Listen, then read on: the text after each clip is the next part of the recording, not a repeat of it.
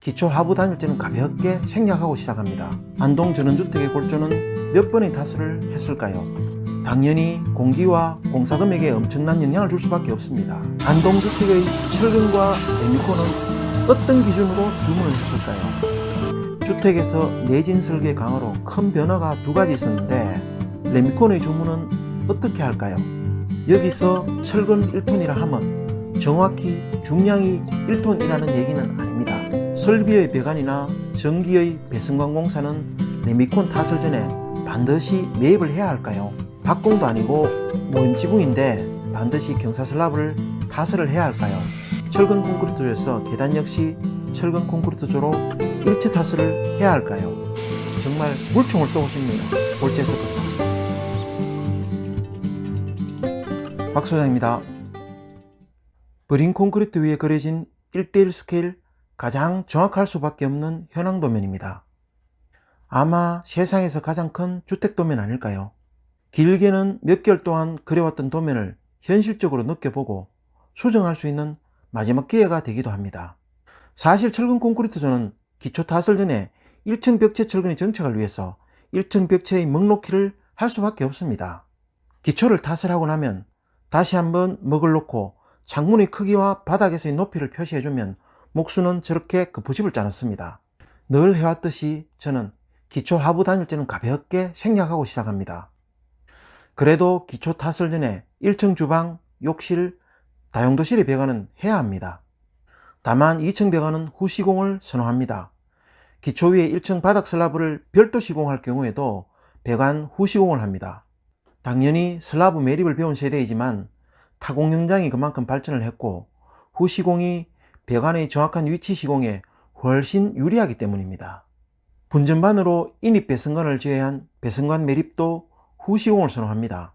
기초를 타설하고 나면 이렇게 기초에 정착된 1층 벽체 철근과 1층 욕실 배관이 올라와 있고 외부 전주에서 분전반으로 인입되는 전기와 통신을 위한 ELP관이 올라와 있습니다. 동네마다 가는 곳마다 오지랖 넓은 건축 전문가들이 얼마나 많은지 배선관, 배관, 선시공을 해야 되는데 기본이 안 되었다는 둥 자신이 아는 범위 내에서 5만 가지를 건축주에게 일러 바칩니다. 그러면 건축주는 당연히 하늘이 무너지는 줄 알고 걱정이 늘어집니다. 안동 전원주택의 골조는 몇 번의 타설을 했을까요? 한 번의 타설을 위해서 먹놓기, 외벽 외부면 급부집 세우기, 벽체 철근 배건, 외벽 내부면 그리고 내벽 급부집 설치, 사포드로 지지된 위층 바닥 슬라브 급부집 설치, 위층 바닥 슬라브 배건, 그리고 마침내 레미콘 타설을 하게 됩니다. 이 과정을 통해서 이 한 번의 타설로 해당 층의 벽체와 지붕이 되는 위층 바닥 슬라브가 시공되어집니다. 안동 전원주택의 골조는 첫째, 버림은 남들처럼 공육 포크레인으로, 그리고 두 번째, 기초 한 번, 세 번째, 1층 벽체와 2층 바닥 슬라브 한 번, 네 번째, 2층 벽체와 지붕 바닥 슬라브, 총 4번의 타설로 골조가 완성되어졌습니다. 일반적으로 2층 주택의 경우 기초, 1층 벽체와 2층 바닥, 2층 벽체와 지붕 슬라브 등 최소 3회 타설로도 골조가 완성되어질 수도 있지만 여기에다 버림과 지붕 파라펫 타설이 추가될 수도 있고 기초부가 깊은 줄기초나 독립기초의 경우 기초, 지중보, 1층 바닥 슬라브 등 기초에서 타설만 2회 추가될 수 있습니다. 동결심도 확보를 위해 기초 지면은 깊어지면서 1층 바닥 레벨을 지면보다 많이 올리면 올릴수록 타설 횟수는 더 추가될 수도 있습니다. 기초, 1층 벽체와 2층 바닥, 2층 벽체와 지붕 슬라브 등 총 3회 타설을 하느냐, 버림, 기초, 지중보, 1층 바닥, 1층 벽체와 2층 바닥, 2층 벽체와 지붕 바닥, 파라펫 등 총 7회 타설을 하느냐는 설계에서 반영되어져야 합니다. 당연히 공기와 공사금액에 엄청난 영향을 줄 수밖에 없습니다. 안동주택의 철근과 레미콘은 어떤 기준으로 주문을 했을까요? 레미콘의 설계 기준 강도와 철근의 강도는 도면에 이렇게 명백하게 명기되어 있습니다. 내진 설계가 강화되기 이전에 신고권의 경우에는 별도의 구조 계산도 하지 않았고 구조 도면도 별도로 없었습니다. 그래서 레미콘의 강도는 주로 210을 사용했습니다. 사실 설계 기준 강도 210은 여전히 많이 사용되고 있습니다. 주택에서 내진 설계 강화로 큰 변화가 두 가지 있었는데, 도면상 레미콘 강도가 240이 대세가 되었고 싱글 배건이 거의 사라졌습니다. 참 웃기는 일이지만은 주택에서 내진 설계 강화 이전에도 제대로 된 철근 콘크리트조는 설계 기준 강도 240, 옹벽에서 더블 배건을 적용했다는 사실입니다. 경험 많고 엔지니어적인 양심이 있는 빌더를 만나면은 지금이나 옛날이나 처음부터 내진에 대한 걱정을 할 필요 없는 구조물이 RC조입니다. 레미콘의 주문은 어떻게 할까요? 레미콘을 주문할 때는 보통 굵은 골재 최대 치수, 호칭 강도, 슬럼프 세 가지만 알면 되지만은 여기서 호칭 강도는 구조 도면에서 층별로 반드시 확인을 해야 합니다. 하나 더 중요한 사항, 출발 시간을 반드시 확인해 둘 필요가 있습니다. 레미콘 타설 대기 시간은 보통 겨울 120분, 여름 90분 이내에 타설되어져야 합니다. 여기서 레미콘 타설 대기 시간은 현장 도착부터 타설 시작까지의 시간이 아니라는 점 반드시 기억해야 합니다. 이 송장을 기준으로 봄철이라 출발이 6시 7분이면 늦어도 8시 7분까지는 이 레미콘 차의 타설이 완료되어져야 하는 셈입니다. 객지에서 물량 작은 주택공사를 하다 보면 많은 서러움을 겪습니다. 물량 많은 아파트나 토목공사와 타설이 겹치는 날이면 레미콘 차를 생각나면 한 번씩 보내주기 때문에 출하실에 제발 이어서 타설할 수 있도록 파리처럼 싹싹 빌어야 됩니다. 대기 시간도 문제지만은 이어치는 시간이 길어지는 경우 이어치는 부분에 줄이 생기기도 하고 색깔 다른 레미콘이 들어오기도 합니다. 아니면 여기처럼 새벽 6시부터 타설을 할 수도 있는데 사실 도착 시간을 기재하는 것이 아니라 타설 완료 시간을 기재해야 합니다. 저렇게 한꺼번에 5대를 보내주면 고마울까요? 안 고마울까요? 심지어 색깔이 다른 5번 차량은 지원 차량입니다. 학생 때 머리 깎고 오랬더니 빡빡 밀고 오는 반항하는 학생 같습니다. 마지막으로 송장에는 납품 용적과 누적 물량이 같이 명기되어 있습니다. 참고로 레미콘 한 대는 보통 6루베이고 관행상 2루베 이상 주문만 가능합니다. 7루베까지 상차가 가능하다는 얘기는 들었지만 저도 그렇게는 한 번도 해보지를 못했습니다. 그런데 여기서 첫 차는 5루베 정도로 느껴지는 것은 나만 그런 것일까요? 마지막 차는 펌프카 잔량까지 6루베가 좀 더 나옵니다. 레미콘 물량이 실제로 6루베가 되는지 확인해 보고 싶을 때가 많이 있습니다. 언젠가는 꼭 한 번은 큰맘 먹고 꼭 해봐야지 그렇게 생각하고 있습니다. 송장을 보면은 안동전원주택의 2층 타설에는 9대 정량을 시키고 잔량 4루베를 시켜서 총 40루베를 타설했다는 얘기가 됩니다. 하나 더 얘기하자면은 전원주택의 경우 가파른 경사도를 올라와야 하는 경우가 있는데 그런 경우 5루베를 상차하는 것이 좋습니다. 그렇지 않으면은 레미콘을 쏟으면서 올라오게 되고 본의 아니게 마을길 포장 다 해주면서 올라오게 됩니다. 송장상의 슬럼프를 너무 믿으면 곤란할 때가 많이 있습니다. 실제로 모래는 내륙 깊숙이 있는 지역은 굵은 모래가 많이 들어가는 대신에 마사가 섞여 있는 경우도 있고 바닷가 쪽은 고운 모래가 대부분이지만은 바닷모래가 섞이는 경우도 있습니다. 저는 워커빌리티나 홈 하부의 처갑을 생각해서 첫 차가 들어오면 반드시 눈으로 반죽의 질기를 보면서 슬럼프 값을 조정을 합니다. 철근의 재료 강도 또한 구조도면에 반드시 명기되어 있고 이는 톤 단위로 붙어오는 라벨을 확인해 볼 필요는 있습니다. 여기서 철근 1톤이라 하면 정확히 중량이 1톤이라는 얘기는 아닙니다. 밀리미터 단위로 관행상 정해진 가닥수가 있고 이는 정확히 얘기하면 1톤의 물량에 조금 모자랍니다. 예를 들어 가장 많이 사용하는 13mm의 경우 120가닥을 1톤으로 통칭을 하는데 실제 중량은 955kg입니다. 톤당 100만원이라면 120가닥에는 95만 5천원이 되는 셈입니다. 옛날에는 톤당 100만원이라고 얘기를 하고 13mm 120가닥 시드다 주고 1톤이라면서 100만원 받아가는 그런 나쁜 엿쟁이도 있었지요. 설비의 배관이나 전기의 배선관 공사는 레미콘 탓을 전에 반드시 매입을 해야 할까요? 결론부터 말하자면 NO입니다. 방법이 있다면 후시공이 유리할 때가 훨씬 많습니다.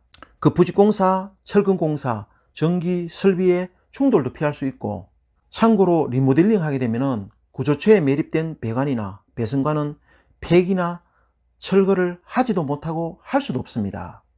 보통 전기는 주로 형틀목수, 설비는 주로 철근의 눈치를 보면서 배선관, 배관 공사를 해야 합니다. 전공들에게 RC조 최고의 적은 전기다라고 놀리면서 경고도 합니다. 운전함, 배선관, 각종 매립복수, 공격 슬랍을 지 마음대로 건축에 저걸 촬영해놔야 돼야지.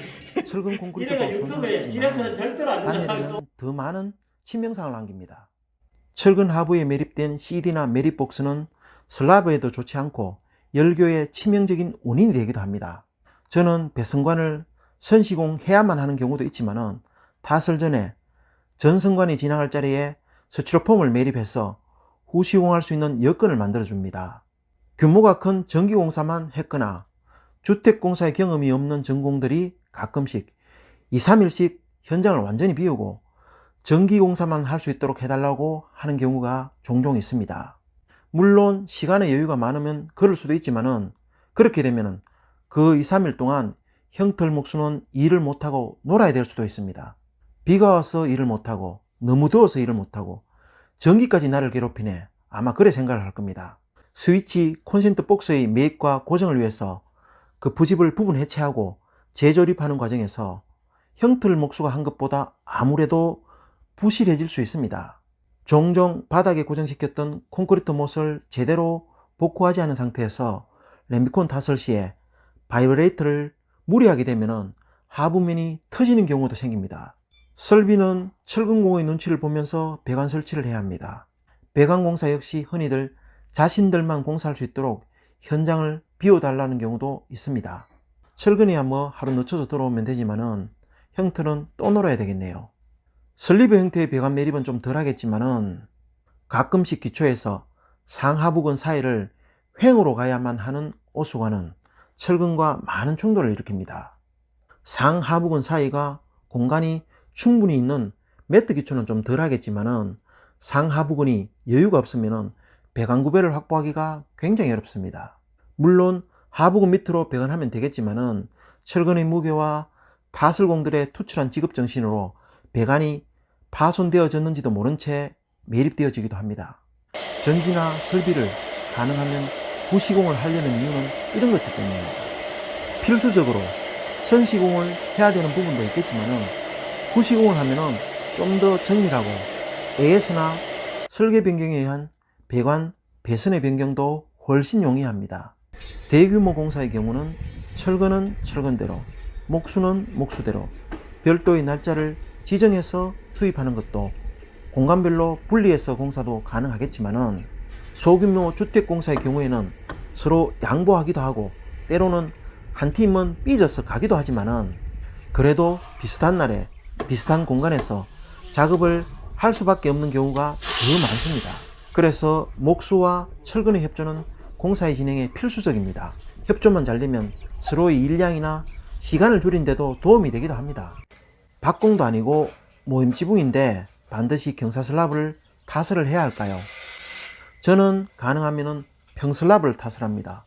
여기도 마찬가지이고 저 평슬랍으로 3D상의 모임지붕을 만들어내려고 합니다. 실수, 계획적 아니면 설계 변경, 이 부분에 대한 동영상을 꼭 만들도록 하겠습니다.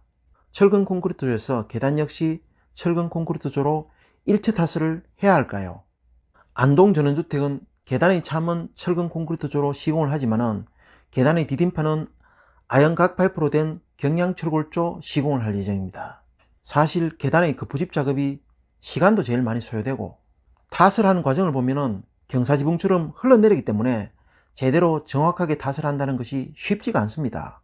건축 도면을 보고 계단 급부집 작업을 하는 경우도 많아서 마감을 잘 알지 못하면은 흔히들 첫 계단부터 마지막 계단까지 같은 치수로 제작을 하고 탓을 해버립니다. 디딤판을 돌, 집성목, 타일, 노출 디딤판 등 마감재의 두께도 전부 다르고 마지막에 인테리어에서 마감재를 변경하는 경우도 많기 때문에 주택에서 첫 번째 계단이나 마지막 계단이 높이가 달라서 사람을 깜짝깜짝 놀라게 하는 경우가 많이 있지요. 계단 일체형 탓을 하는 경우도 마찬가지이지만은 계단의 멱은 반드시 제가 직접 놓습니다. 가족 구성원에 따라서 디딤판이나 체일판의 치수를 조정하기도 합니다. 레미콘 탓은 걱정과 긴장을 한순간도 놓을 수 없는 가장 스트레스 많이 받는 공정입니다. 솔직히 그 많은 탓을 하면서 100% 만족할 만큼 탓을이 완료된 경우는 손가락으로 꼽을 정도로 품질관리가 어렵습니다. 바이브레이터를 너무 많이 사용하면 급부집 하부가 터지는 것이 걱정이고 너무 적게 되면 원보가 생기거나 창틀 아래쪽 습등 부분이 비는 것이 걱정입니다. 이게 그냥 붙어진다. 뭐야, 새는 거야, 모이는 거야? 이거 많이 빠지는데? 어? 이거 많이 빠지는데? 이거 창문 있잖아요. 상틀이니까 쑥 빠져본다만 공부를 더 미치잖아. 한번 보러 해야 돼. 슬라브 상부의 타슬공을 따라가면서 하부에서는 형틀공이 저렇게 타격을 해서 그 타격음으로 체험 여부를 확인 사살을 합니다. 완전 빈자리 한번 쳐보세요, 위에. 형틀공이 타격음으로 확인하는 것도 중요하지만 창틀 하부에 타공을 해서 레미콘이 채워지면 솟구치도록 해서 동시다발로 확인을 합니다. 타슬 중 레미콘 공급을 너무 잘해주면 대기 시간이 걱정이고 너무 천천히 해주면 이어치는 부분이 걱정이 됩니다. 레미콘 잔량이 남아도 걱정이고 모자라도 걱정이고 유로폼의 용접 불량으로 터지기도 하고 심지어 처갑이 너무 커지면 웨지핀이 부러지면서 터지기도 합니다. 그야말로 한순간도 마음 놓을 수 없는 공정이 레미콘 탓을 하는 공정입니다. 그 와중에 펌프카 사장님은 저렇게 서커스를 보여줍니다. 중간에 내려오라 할 수도 없고 정말 물총을 쏘고 싶네요. 볼제 서커스. 끝까지 시청해 주셔서 감사드립니다.